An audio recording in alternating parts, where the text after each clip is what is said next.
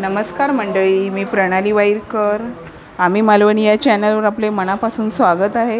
हे बघा, गणेश चतुर्थीनिमित्त आपल्याला ज्या 5 भाज्या लागतात त्याचा पूर्वतयारी म्हणून व्यवस्थित असे साफ केल्या जातात. हे बघा, हे आता मी वालपापडी घेतली आहे, मिरच्या, गवार, भेंडी. आमच्याकडे हिरव्या मिरचीच्या भाज्या किंवा उसळ अशा 5 प्रकारे भाज्या केल्या जातात. हे अळूची भाजी केली जाते. माझ्या चॅनलवरती मी आपणास हळूहळू त्या रेसिपी दाखवणार आहे आणि उद्या मी 5 भाज्या काय करणार आहे ते पण मी तुम्हाला दाखवणार आहे. ते बघा, पूर्वतयारी म्हणून आधी पहिल्या भाज्या अशा साफ करून घेतल्या ना तर आपणास गणपतीच्या दिवशी व्यवस्थित सर्व भाज्या करायला व्यवस्थित मिळतात. अळूच्या भाजीची पण मी रेसिपी माझ्या चॅनलवर कधीतरी टाकेन, पण उद्या मी ज्या भाज्या वगैरे करणार आहे ते तुम्हाला चॅनलवरती दाखवेन. तर अशा प्रकारे हे बघा, आपल्या भाज्या ह्या आम्ही अशा साफ करतो. अशा सर्व भाज्या लागतात आणि कोकणामध्ये बघा व्यवस्थित अशा छान अशा भाज्या मिळतात आणि छान भाज्या होतात. आणि मोदक पण करतो आणि 5 प्रकारच्या भाज्या आणि उसळ अशा प्रकारे भाज्या आधी साफ करून घ्यायच्या पूर्वतयारी म्हणून. मग आपल्याला काही त्रास होत नाही, पटकन आपलं गणपतीच्या दिवशी जेवण तयार होतं. अशी पूर्वतयारी करून घ्यायची. तर तुम्हाला मी माझ्या चॅनलवरती असं हे भाज्या वगैरे केलेल्या दाखवणारच आहे. आपण व्हिडिओ शेवटपर्यंत पाहत राहा. नमस्कार मंडळी, मी अळूची भाजी आपणास कधीतरी माझ्या चॅनलवर बनवून दाखवेन, पण गणपतीला ही भाजी आवर्जून केली जाते. तर मी तुम्हाला कशी कापतात ती दाखवते. नंतर भाज्या सगळ्या होतील ना तशा प्रकारे मी तुम्हाला दाखवत जाईन. फोडणीला घालणं, हे बघा, असं पाण्यामध्ये हे देठ घालून घ्यायचे आणि असं, मग जेणेकरून काय माहिती आहे, ही भाजी आपली अशी पटकन कापली जाते. आणि भाजी अशी बारीकच करायला पाहिजे अशी नाही, कारण ही भाजी ना कुकरमध्ये शिटी घालून घेतली काय व्यवस्थित मेनली जाते. हे बघा, हे अशा प्रकारे ही भाजी कापायची पद्धत आहे, म्हणजे पटकन भाजी कापली जाते. आणि आधी सर्व अशी पूर्वतयारी केली ना की फोडणीला घालायला सगळं बरं पडतं. म्हणजे आपण काय नुसतं फोडणीला घालायचं असतं असं नाही, आधी सगळं पूर्ण तयारी करायची असते. त्यामुळे हे बघा, अशा प्रकारे हे देठ आतमध्ये घातले ना, नंतर देठ वेगळे कापायची गरज लागत नाही. हे पाण्यामध्ये असे घालून घ्यायचे. हे बघा, अशा प्रकारे मी भाजी कापून घेते आणि बाकीचं भाजी करताना मी तुम्हाला दाखवेन, पण डिटेलमध्ये मी आपणास आहे ना माझ्या चॅनलवर कधीतरी रेसिपी करून दाखवणारच आहे. तर अशा प्रकारे 5 प्रकारच्या भाज्या करतात. कोणत्या कोणत्या करतात ते मी तुम्हाला दाखवणारच आहे. चला, तर मी आता ही भाजी कापून घेते आणि आपण व्हिडिओ पूर्ण शेवटपर्यंत बघत राहा. ही अळूची अशी भाजी कापून झाल्याच्या नंतर आम्ही ना ह्यामध्ये लाल देठ पण वापरतो, छान लागतं. आता मी हे लाल देठ कापून घेते आणि हे व्यवस्थित हे करून मग अळू उकडायला घेते.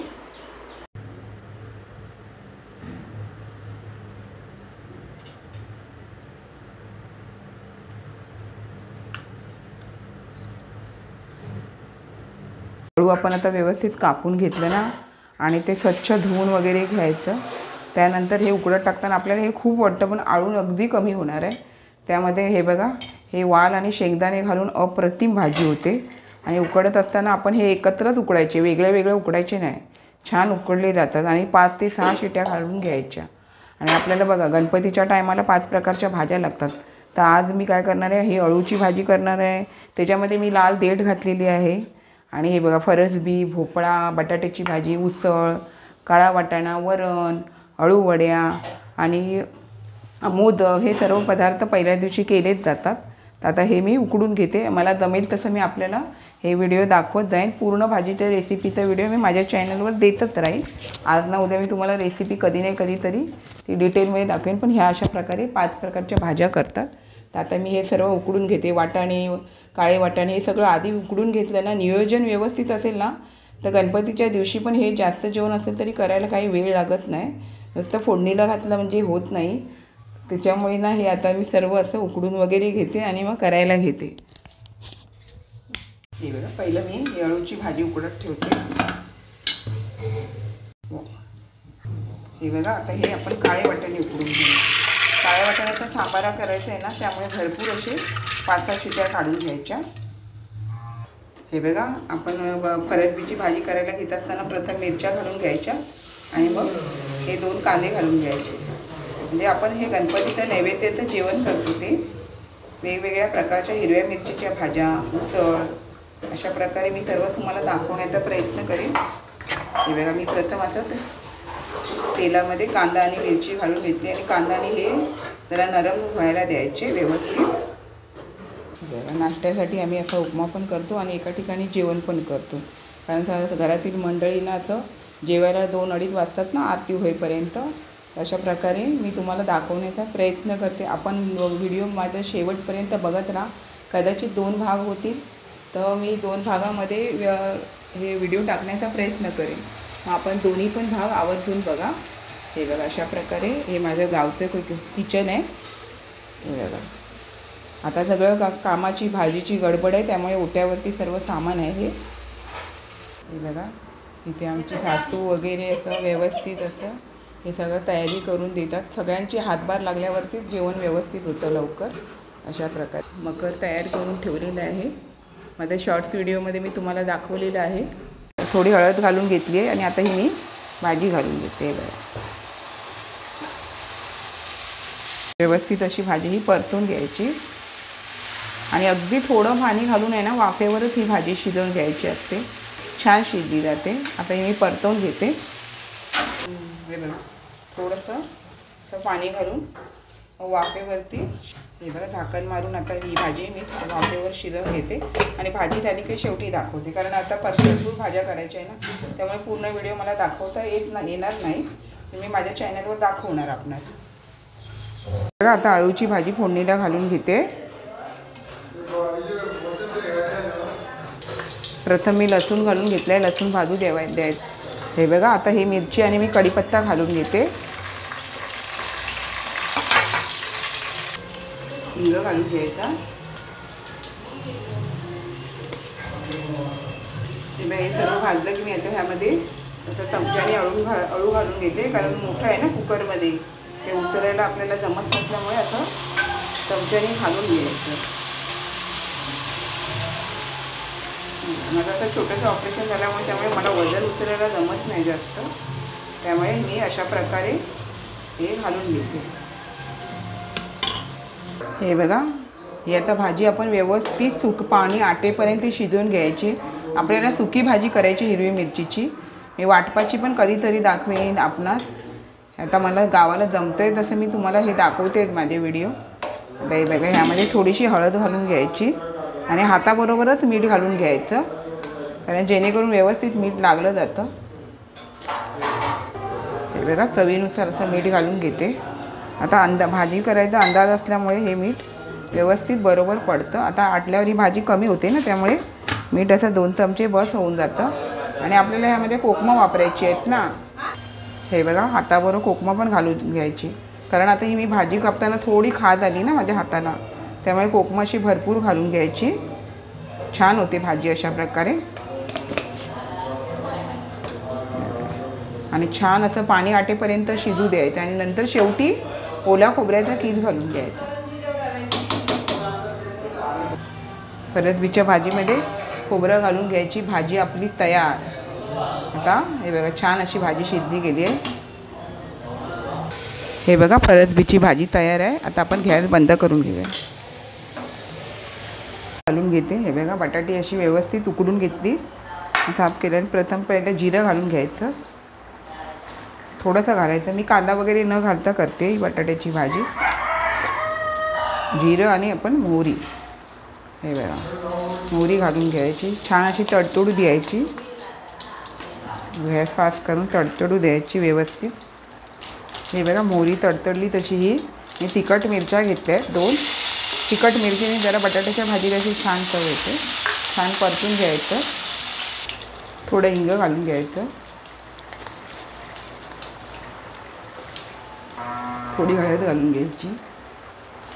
आता ही बटाटी घालून परतून घ्यायचं.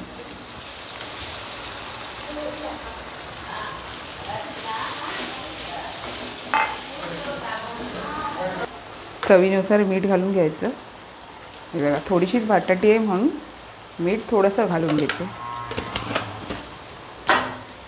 छान असं परतून घ्यायचं. हे बघा ह्यामध्ये आता खोबरं घालून घ्यायचं थोडंसं आणि परतून घ्यायची. हे बघा भाजी बटाट्याची तयार झाली आहे. आपण गॅस बंद करून मग त्यानंतर ती कोथिंबीर घालून घ्यायची. हे बघा इथे ही भोपळ्याची भाजी तयार झालेली आहे. त्यामध्ये असं हे थोडंसं खोबरं घालून मग ती भाजी परतून घ्यायची. जास्त वापर नाही करायचा. थोड्या भाज्या असेल तर खोबऱ्याचा वापर थोडा करायचा.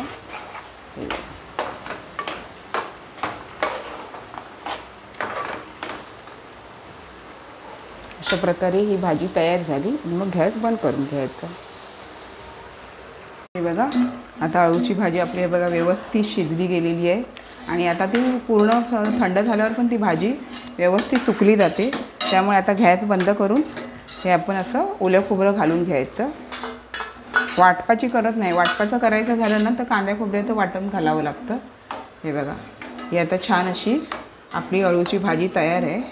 आणि नंतर शेवटी सगळ्या भाज्यांमध्ये आपण पाहिजे लास्टला आपल्या सर्व भाज्या झाल्या की कोथिंबीर घालून घ्यायच्या. आता ही आपली अळूची भाजी तयार. आता आम्ही पुढचे व्हिडिओ करू. वरण घालते.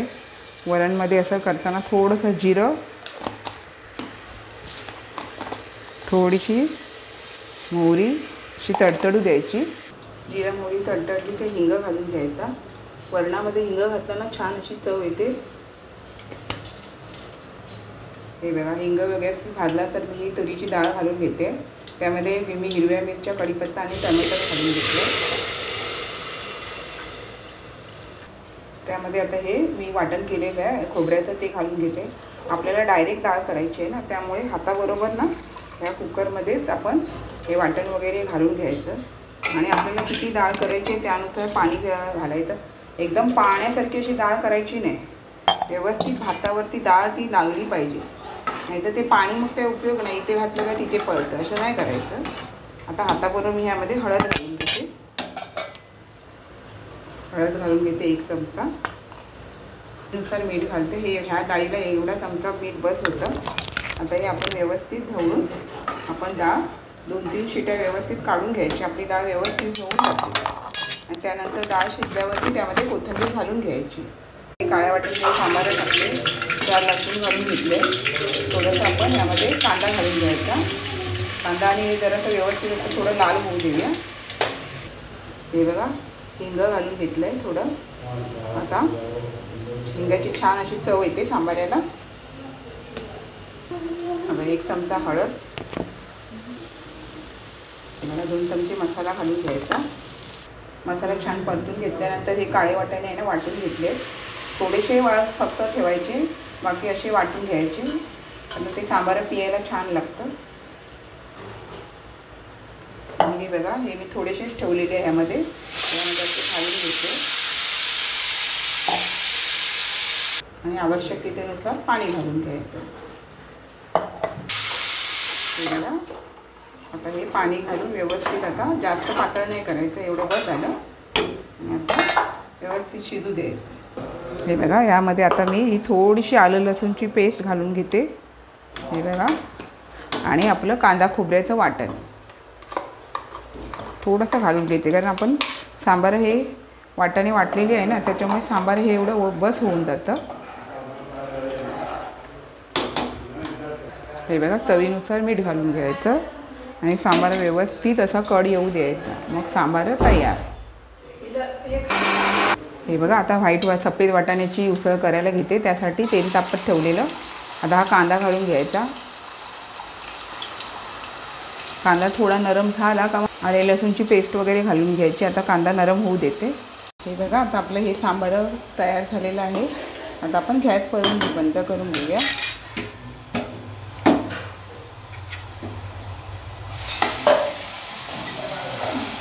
आता हा कांदा पण व्यवस्थित असा भाजला गेला आहे. आता आपल्याला ह्यामध्ये मसाला, हिंग वगैरे घालून घेऊया. प्रथम आपण हिंग घालून घेऊया. हळद, लाल तिखट मसाला परतून घेतला का थोडंसं आलं लसूणची पेस्ट घालून घ्यायची. हे बघा, हे कुकरला शिजवलेले वाटाणे मग घालून घ्यायचे. छान एका शेटीतच मस्त असे मेनले गेलेत बघा. आणि पटकन ही भाजी होणार जर वाटाणे शिजलेले असेल तर.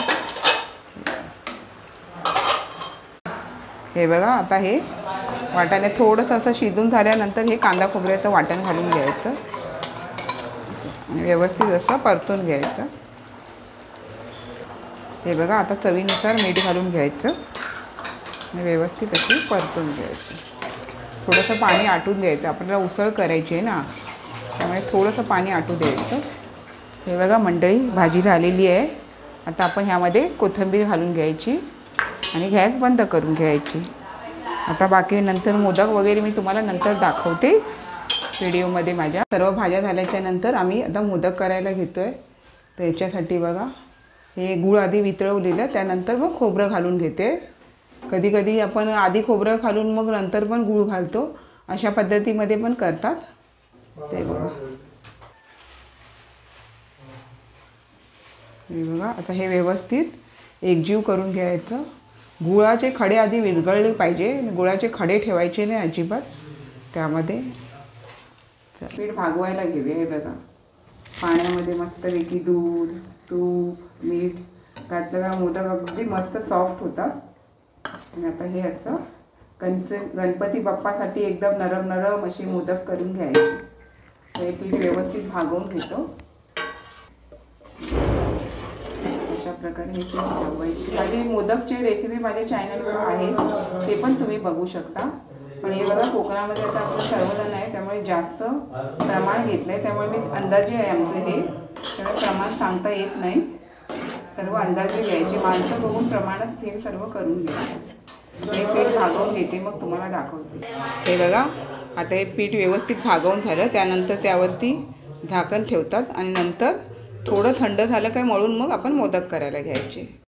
हे बघा काजू बदामची अशी छान अशी पावडर करून घेतली आहे. थोडीशी अशी मोदकाला छान अशी चव येते आणि बाप्पाला पण जरा चविष्ट मोदक दाखवायला हवे ना आपल्याला, त्यामुळे काजू बदाम घालून घेतलं आहे. ही बघा थोडीशी वेलची पावडर चवीनुसार. छान असं मग हे बघा आता छान असं व्यवस्थित परतून घ्यायचं. आणि व्यवस्थित आता हे बघा गुळाचं सारण व्यवस्थित असं सुकलं गेलं आहे. जास्त असं पाणी ठेवायचं नाही तर आपले मोदक फुटतात ना, त्यामुळे. चला बघा अशा प्रकारे आपण हे सारण करून घेतलं आहे. नंतर मग आता मोदक दाखवतो. हे बघा असं एकदम सॉफ्ट पीठ होतं. हे बघा एकदम नरम असं सॉफ्ट पीठ करून घ्यायचं आपण मळून. आणि आता ह्याच्यानंतर हाताला सुकं पीठ लावून गोळे करून आपण मोदक वळायला घेऊया. पीठ छान असं आम्ही व्यवस्थित मळून घेतलं आहे. हे बघा हाताला असं ना व्यवस्थित गोळा करून घेतल्यावर सुकं पीठ लावायचं. तेलाने जरा पटकन होत नाही, सुकं पीठ लावल्याने असे ना पाती व्यवस्थित वळली जाते. अशी पाती वळून घ्यायची. हे बघा अशी खोलगट पाती करून घ्यायची. आणि पाती बघा किती पातळ करून घेतली. आता याच्यामध्ये तून घालून घ्यायचं. हे बघा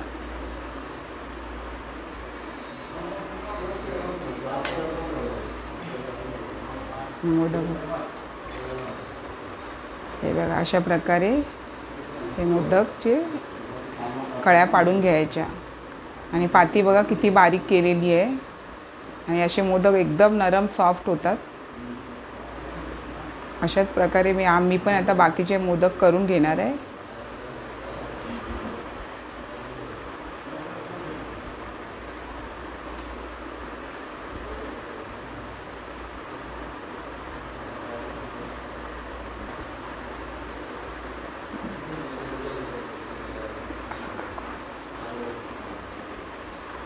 हे बघा किती सुंदर मोदक तयार झालेत. अशाच प्रकारे आम्ही आता बाकीचे मोदक करून घेतो आणि मग तुम्हाला दाखवतो कसे वाफवायचे ते. हे बघा अशा प्रकारे हे करून घ्यायचं पाती. हे बघा हे मी पण अशा प्रकारे तुम्हाला दाखवते. ती माझ्या जावेनी पण दाखवली. हे बघा आणि पीठ बघा व्यवस्थित तिने पीठ मळलं गेलेलं आहे आणि एकदम नरम. आणि हे बघा अशा प्रकारे ही पाती करून घ्यायची. आणि मग नंतर आपण यामध्ये ही बघा सारण घालते. अशा प्रकारे सारण घेऊन हे बघा एक बोट आतमध्ये एक बोट बाहेर असं करून हे मोदक व्यवस्थित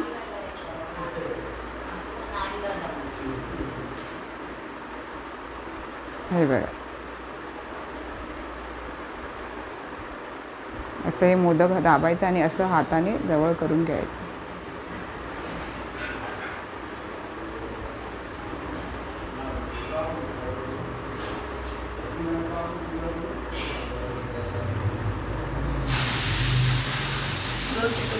हे बघा अशाच प्रकारे आता बाकीचे मोदक करून घेतो आम्ही. बघा किती छान मोदक होतात. हळूहळू ना.